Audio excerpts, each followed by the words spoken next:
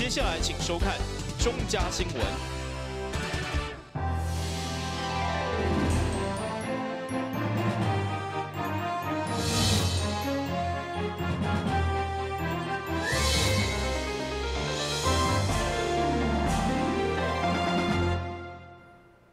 大家好，我是秦碧纯，欢迎收看4月17号礼拜3的中嘉台南地方新闻。最近因为中国的军事活动不断，所以总统蔡英文今仔日一透早就先前往澎湖，为了空军官兵。在结束之后，也马上来到台南市参加南市区议会岛公园渔民活动中心的动土典礼。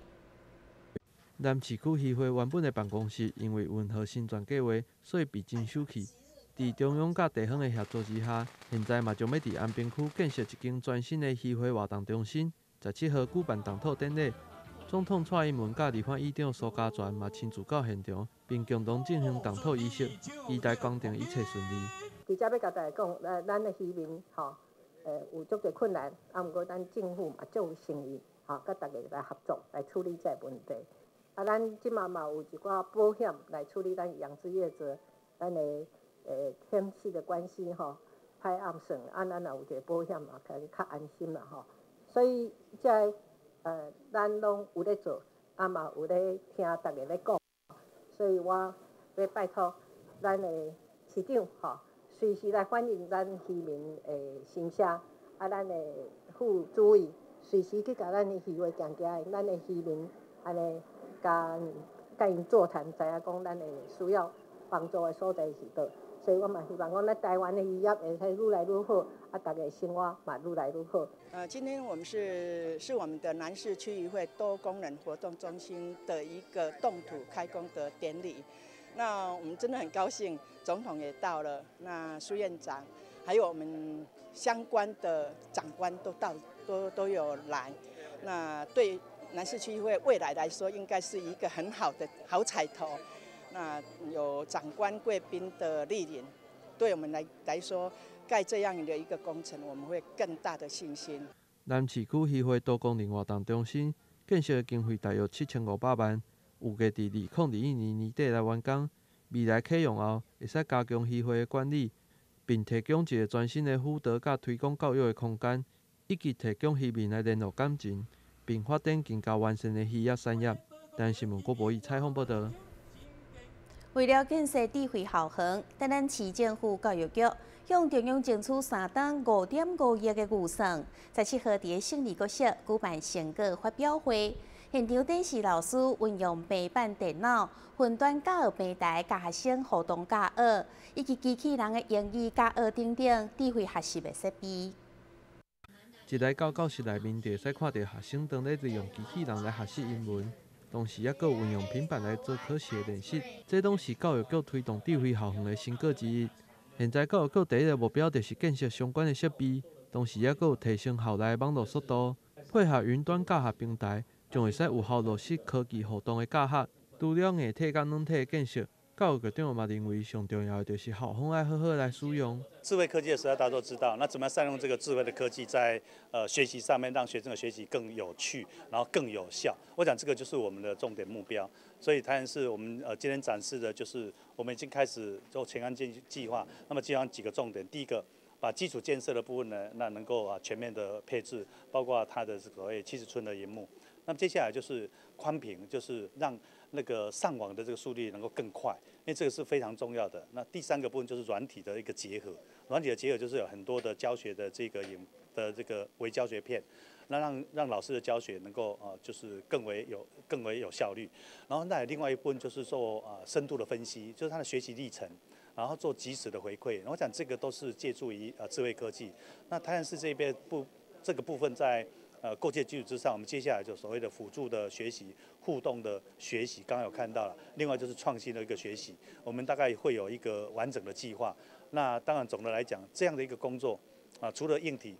就需要校长跟老师我们一起同步上来，让这些科技应用是变成我们的辅助工具，让教学更有效。现在运用科技来学习，让老师会使更较简单了解学生的学习状况，同时嘛，让学生对学习更加有兴趣。未来嘛有可能结合穿戴装置，透过脑波了解学生的学习状况。学习的时候会比较有乐趣，比较跟那个机器人有互动，然后就是有时候老师上课可以就是操控机器人，然后让我们去学习，然后如果就是连上网络的话，这样大家也都可以看到各自己的分数，然后可以看到自己学习的成果。上这个课，因为机器人很好玩，所以我们会更专心。然后老师上完小书还可以让我们测验，这样就可以看我们有没有听进去。下课之前 Rainbow 还会跳舞给我们看，所以真的很好玩。目前台南市的各中小学6年级到7年级都已经建设了完善的互动教学智慧教室。教育局预计伫109年完成全市各中小学3年到8年级的智慧教室的建设，振兴科技教育的环境，培养新时代的人才。但新闻国报采访报道。都发局表示，民众只要符合无自用主体、家庭年所得的低标准等等的条件，都会当申请社会主体。不过，议员王家珍质疑，遮尔啊重要的政策，乃都发局的工作报告，拢无社会主体预算甲计划，这个所谓哪都敢拢是假。为了帮助需要民众有安心徛起的环境，实现大的正义，议员家珍询问督发局社会主体应该算是重大政策。不过，内地预算书伫工作报告当中，拢无看到相关的计划甲拿图，敢讲是咧做梦，拢是假。我们看了你的相关的市政报告，从头到尾，我没有看到一个字、一个词讲社会住宅，你讲了照顾住宅。你讲了各种相关土地的，地政局这边接下来什么重划有的没的，然后我们翻遍预算，我也没有看到你跟社会住宅有关系的一些讯息。可是你在这边回应本会的时候讲的那么言之凿凿，好像我们已经有一个积极性在那边要做了。Michael Penn 啊。对此，局长具体回应，透过多次更新的招商作业，上紧明年底就当开始兴建。今年下半年的招商啊，然后总计如果招商这5块如果招商成功之后，大概今年下半年就招商，明年度请这个得标的厂商啊来写这个都更的相关计划书来送市政府审查。好，当然明年底原则上我们是预估年底大概就可以开始新建。另外，因为需要照顾铁青科所兴建的铁路地化照顾主体，伊我嘛建议完工以后，预计至少剩100户爱转型社会主体来照顾另外有需要的弱势。对此，局长表示，该案也需要甲原住户沟通，并无度变成社会主体，而是会以公开来表述。台南新闻军及张伟忠采访报道。市府配合中央所推动的社会主体，将透过租金补贴、包租代管以及多元兴建的方式，来帮助有需要的民众。香港伫都发局的工作报告，多位议员拢关心租金的补贴，无专门针对少年人，而且补助金额嘛是6都上介低，要求市府爱思考安怎减轻民众的负担。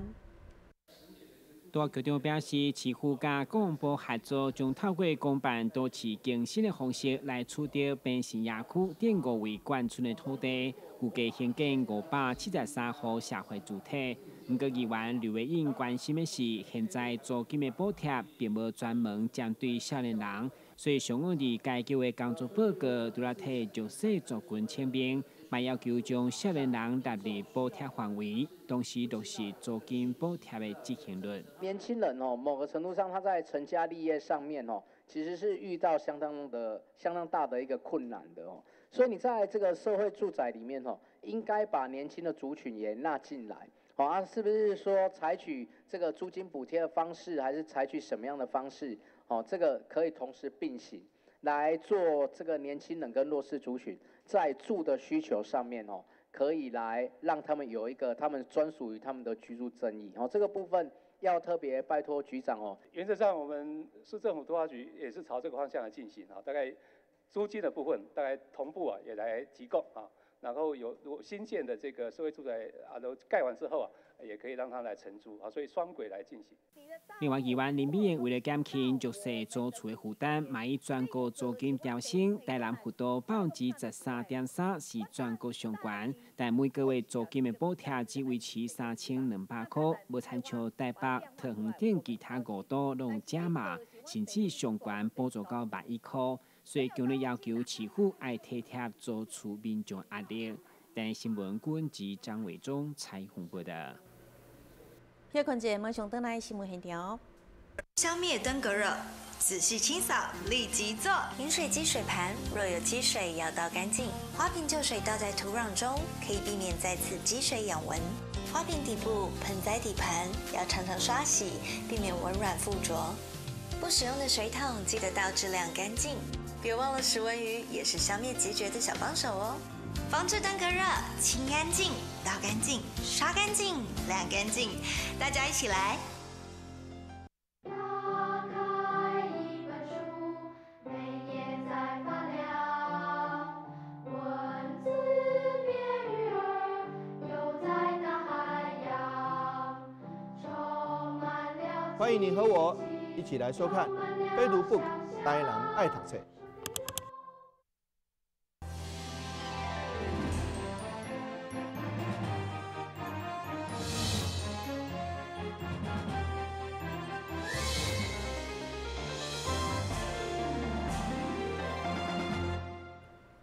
迎接世界地球日，台南社区大学举办主题展《台湾之最》，将长期调查记录的国内台湾遭受重度污染的区域拢呈现出来，希望唤起更加侪人做回来守护台湾这片土地。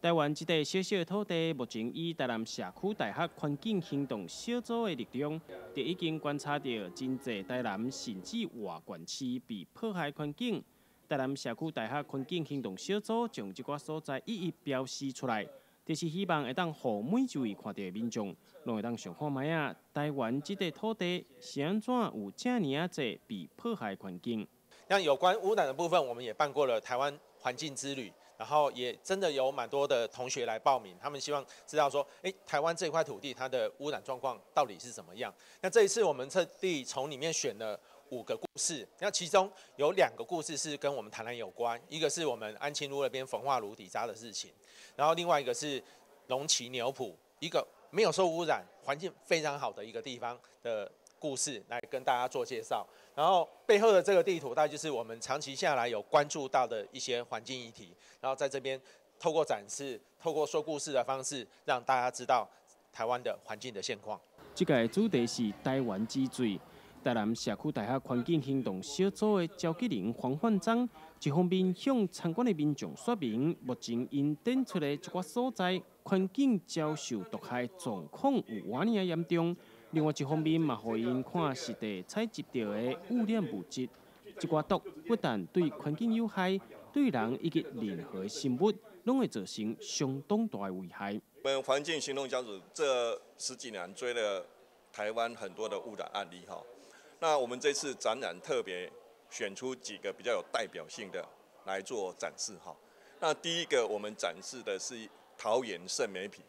好，那为什么展示桃园圣美埤？因为圣美埤是一个灌溉埤塘，有接近20公顷，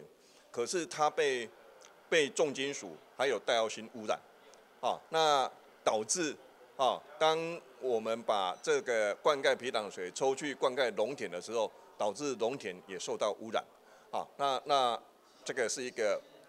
埤塘水源污染的一个案例，那再来我们要展示的是像我们安南区安清路的余温遭到焚化底渣，还有不明的各种重金属的污染。我们发现说，这个余温里面回填的回填土，余温的回填土竟然没有一颗干净的土壤，我觉得。如果台湾以后不管是农地或者余温，在回填的时候，我们都埋事业废弃物，这个对我们后代子孙的伤害太大，所以我们把农地余温的这种不当掩埋，也把它变成一个特殊的案件，把它呈现出来。迎接将要来到的4月22號世界地球日，台南社區大學環境行動小組安排了安尼展出，就是希望借由展出，會當予較濟人來關心並且重視台灣的環境。單新聞網之後採訪報道。以團購起價嘅兩個點，現在伫個全台已經有20間嘅店面。上午業者選伫個台南林調集中嘅中正路商圈新開一間店面，而且以當地歷史建築做構想，開發一款只有台南才有嘅新口味。成立品牌已經有19檔嘅團購機能糕點，目前全台已經有20間門市，其中台南第2間全新嘅店面上午熱烈開幕，或者選定中正路嘅正興商圈進駐，加大菜市嘅經濟倉庫歷史結合，同步推出限定嘅巧克力經濟生乳卷，就希望創新嘅口味會當用嚟台南嘅古早風味。台南是一個比較古色古香的一個都市，但我們也這幾年雅尼克開了從北到南開到台南這邊來，我們發現我們這邊的消費者很特別，那我們覺得為了這個區塊，我們一直在想怎麼樣口味比較適合能代表台南這個一個區域。那我們想因為這邊早期在日據時代，這邊後面有一個香蕉倉庫，那我們就覺得香蕉其實是在南部早期是外銷到日本是量是很大的、大宗的，所以我覺得應該是用這一個口味來連接這個時空的一個交錯。趁着全新開幕優惠，一透早7點就起民眾來排隊，因為用100塊的價錢，就當買380塊的生乳卷，相當會好。幾點來排的？都7點20。啊？7點20。7點20。排了多久？排了快2個小時。排了2個小時。就是它的口感就是很柔順，吃起來就是感覺不太一樣這樣子。對。特別有排隊來買。對對對。除了台南限定的機能糕，吸引民眾的眼光，另外因應母親節嘛推出 Q 版等6種口味的機能糕，提供消費者預訂。台南新聞顧及張偉忠採訪報道。108年的使用牌照稅4月開徵，繳納期限到5月2號截止。台南市財稅局提醒，牌照稅繳納的管道，除了以往的超商、金融機構轉銷、甲信用卡以外，賣當使用手機的行動支付，非常利便。每當4月份，就是使用牌照稅開徵的月份。財稅局表示，需要繳納牌照稅車輛，除了汽車以外，還有150cc 以上的重型機車等。那我們這一次使用牌照稅課徵的標的是有4類，那分別為小客車、大客車、貨車，還有機車等4類。那其中有關機車的部分，它是指氣缸 CC 數在151cc 以上的重型機車，才需要課徵使用牌照稅。那各位鄉親，大部分的機車都是150cc 以下，那這個部分就不用課徵。那另外有關電動汽車與電動機車的部分，依照目前的法規定，也是不用課徵使用牌照稅的。今年牌照稅繳納上慢到5月2號，民眾若是收到牌照稅繳納稅單，除了會當透過金融機構、ATM、信用卡、金融卡、網絡轉賬、超商現金拿錢以外，即馬透過手機啊行動支付，嘛會當輕鬆完成繳稅。智慧型手機有下載行動支付工具的話，例如愛繳費、Easy Pay 簡單付，或者是8大公股行庫行動網銀，或者是台灣行動支付等 APP， 你也可以直接掃描稅單上面的 QR code， 那該系統會自動帶出繳稅的資料。財稅局嘛提醒，數位金融應用成熟，繳稅管道嘛愈來愈多元，納稅人嘛會當自由選擇，以免超過期限被罰款。台南新聞張偉忠採訪報道。新聞最後趕快來關心氣象。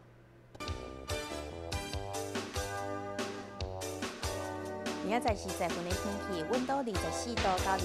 度，落雨幾率2成，海面平均風力5級到6級，上大陣風是8級。感謝你收看4月17號的中嘉台南地方新聞，我是陳美純，咱再會。